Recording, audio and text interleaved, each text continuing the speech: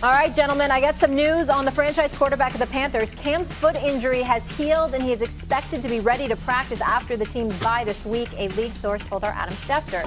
The Panthers were 0-2 under Cam and seemingly on their way to a high pick in next April's draft, but since Cam has been out with an injury, his undrafted free agent backup, Kyle Allen, has gone 4-0 in his absence.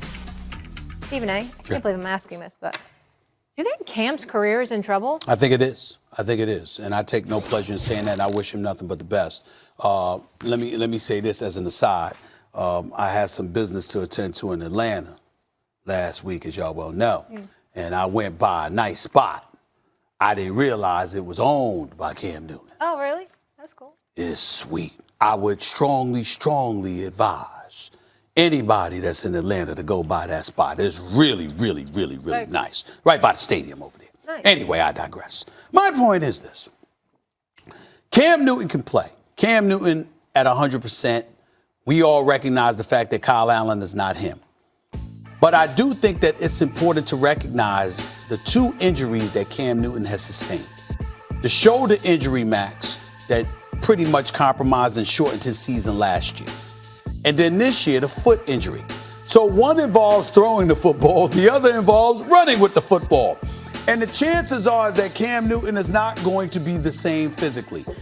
He's had a lot of attrition kick in, some of the hits that he's taken over the years. Obviously, Norv Turner and Ron Rivera has prioritized trying to protect Cam Newton to the best of his ability, to the best of their ability. Cam Newton has been of the mindset that don't take the cape off Superman, man. Let me do what I do. But obviously, the cape has been taken off because his health has been compromised. And because his health has been compromised and age and attrition has kicked in the event that he does not come back and play considerably better than Kyle Allen, reminding us who Cam Newton is, I don't think that will just bring into question his career in Carolina.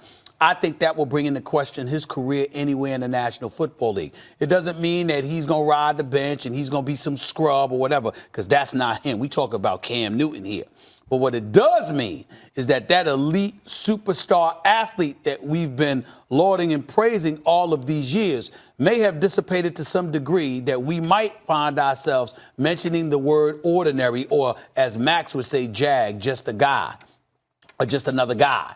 In that sentence. That's what I'm talking about when I'm talking about Cam Newton. I'm not saying in any way he won't have a job, he won't make money.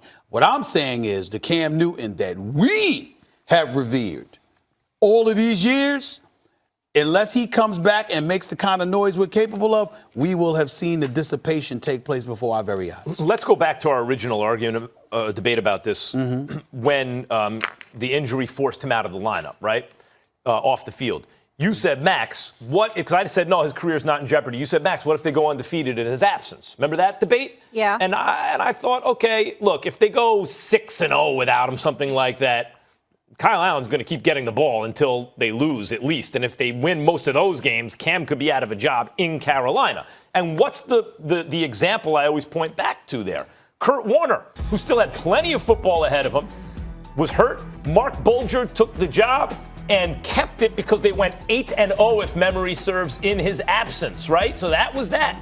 Kurt Warner still wound up and then made a pit stop in New York while Eli was learning, and then wound up taking an Arizona team to the Super Bowl. Here's the question about, for Cam. Can he be basically the same guy he was before the Steelers hurt his shoulder last year? If he can be that guy, then Stephen A., and I don't see why he can't be. Like, his injuries are not stuff that guys don't ever come back from. What you're talking about is like the kind of beating you take can beat the will out of you to play.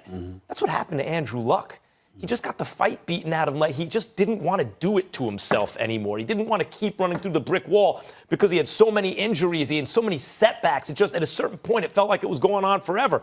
That's not Cam. Cam's like, I want to play.